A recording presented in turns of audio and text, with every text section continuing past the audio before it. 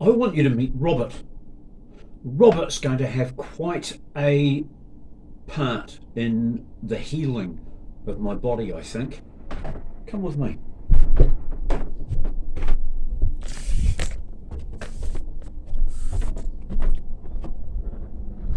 Down there in that bathtub, well, actually, in both of those bathtubs, is Herb Robert. Easily identified by the little pink flowers, and if you look elsewhere in the garden carefully, you'll see more of it.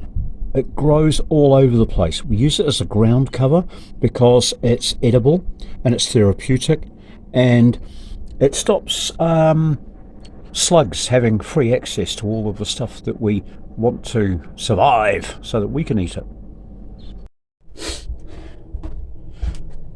So this is Herb Robert. It's a member of the geranium family, and it's easily identified by its purple stalks and the fact that they all radiate out on the ground. This is the root, and these things tend to sit flat on the ground and come out like a great big starfish. And then eventually, when they flower, they get a little bit higher off the ground. They gain a little bit of height, and they give you the pink flower. Now, it's got all sorts of therapeutic properties, and it tastes rather nice, but it's a strong flavour, so you don't want to go using heaps of it. But I'm going to use heaps of it because of its therapeutic value. I don't mind eating rough for a while. So that I will just chop up, and all of that can go into my lunchtime concoction. You know, I haven't even eaten. It's now lunchtime, and I have eaten. I'm sorry. I had a couple of mouthfuls of cranberries, but this can go into my pot along with, and what are these? Geraniums? A flower that sort of creeps and crawls and fills in all the spaces. Very juicy, very edible. I think it's called a geranium, but I've seen other people eat it without dying, so I do as well. In fact, I don't plant anything in my garden now that I can't eat. I've been pulling out the big trees and replacing them with fruit trees. Now, this is dandelion, lots of it. I'm looking forward to getting that inside me. So all of this now is going to... Ooh, hang on, I've got an ugly bit. I'll take that out. All of this is going to go in my pot. I've already got onions and pumpkin, and on the bottom there's some sweet potato. So all of this is going to go into there. Give it the big cook up. These greens disappear, they really do. You know, it's like silver beet spinach. Disappears to nothing when you cook it. But I'll give those a cook up.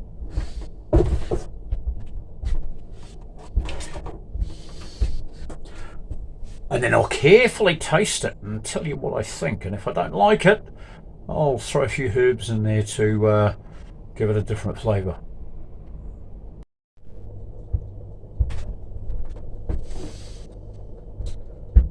Now what am I doing? Well, that chicken is thawed out now, so I'm getting it ready to make a few meals out of, and so I'm putting something over it to make it taste amazing. It's basically garlic, chili, turmeric. I forgot to put any salt in it. Bugger. I'll sprinkle it with salt in a moment. But yeah, just a quick glaze to paint over it and make it taste amazing. I've made far too much. I'll interrupt it halfway through the cook and do it all again.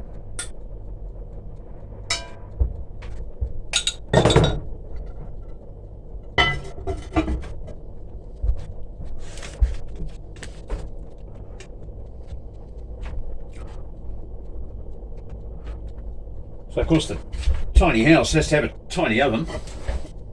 Oh, that's heavy. And this will only just fit.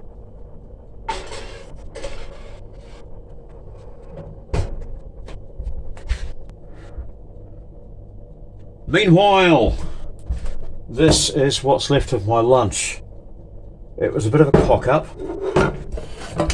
I didn't know that when Shanzana was cooking the herb Robert, she always used to only cook the leaves, not the stalks, because the stalks are incredibly stringy. And although it tasted nice, it was a bit like chomping on a bale of hay. So I've learnt from that. I won't put the stalks in next time. Look at that, looks like a beaver dam. Well, beaver dam from 1,000 feet in the air. God, they look like sticks of spaghetti. Anyway, that's a shame. I'll eat the rest. It's got some yummy veggies in it.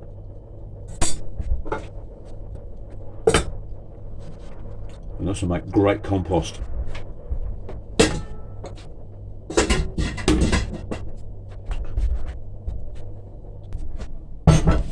Right, 1 hour later, how does that look?